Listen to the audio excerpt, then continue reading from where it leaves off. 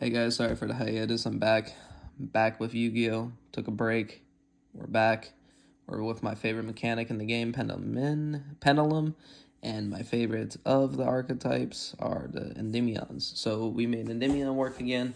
It kind of sucks since we lost Apo, we lost Borlo Sword, we lost Barone. So there's not a lot of good ways to make magicians good anymore, which I like as well, until we get some other synchros, or I might experiment with Bystials and stuff like that.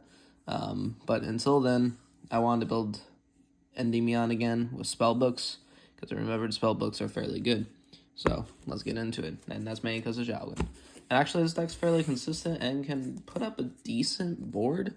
Not a lot of negates, but Secret Village plus Zhuogen's good. Anyway, starting off, we got 3 Servants, because it's a Heart and Soul of the deck, 3 Mastery, and 3 copies of Abductor.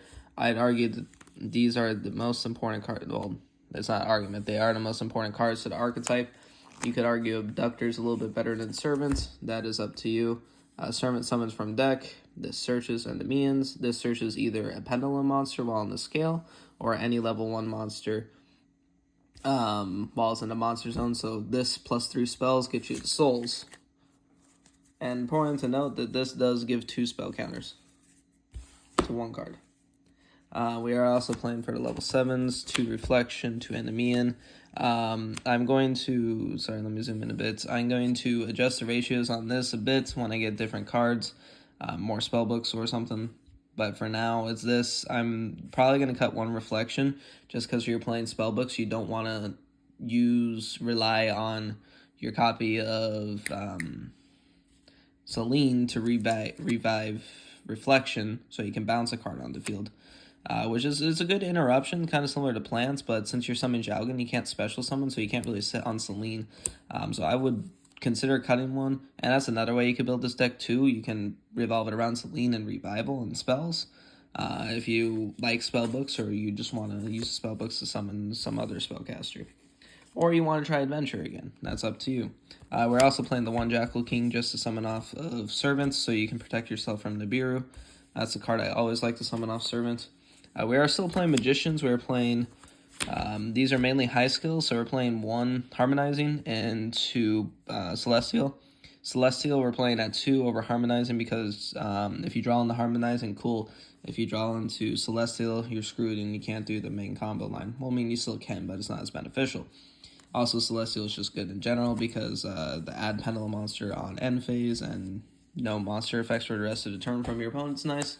And then these get you into Synchro 8, which summons from deck your copy of Majesty Pegasus. And Majesty Pegasus goes ahead and grabs you your Secret Village of the Spellcasters, and that's how you get into the no special summon and no spells. So, unless your opponent can normal summon a Spellcaster, they can't use spells to get around Drogon, like Triple Tech or anything like that, which is pretty cool. So we got 2, for spellbooks, sorry, we got 2 Blue Boy, 2 Fate. This is mostly because I need spellcasters, or not spells in spellbooks. These will probably change the spellbook of the Masters once I find them. 3 Spellbook of Secrets, because it's the best one. 3 Spellbook of Knowledge, and of course 3 copies of Judgment. Judgment being at 3, making Drogon summable. So the whole thing is this: you activate Judgment, activate 3 spells, or 4, activate 3, add 3 spell books, Drogon summon, and then you're already under your village lock. So if you brick and only play spell books, there is kind of something you can do, unless they just enter battle phase, but that's a story for another day.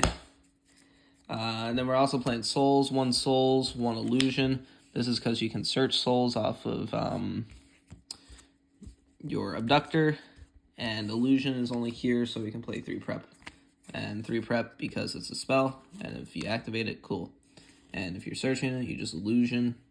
You can play the rank 7 Odd Eyes Ritual if you want, or sorry, level 7 Ritual. But I just prefer to send Preps off of Souls for a draw if I draw multiple, or if I search Illusion of Chaos, just put itself back and then search it again.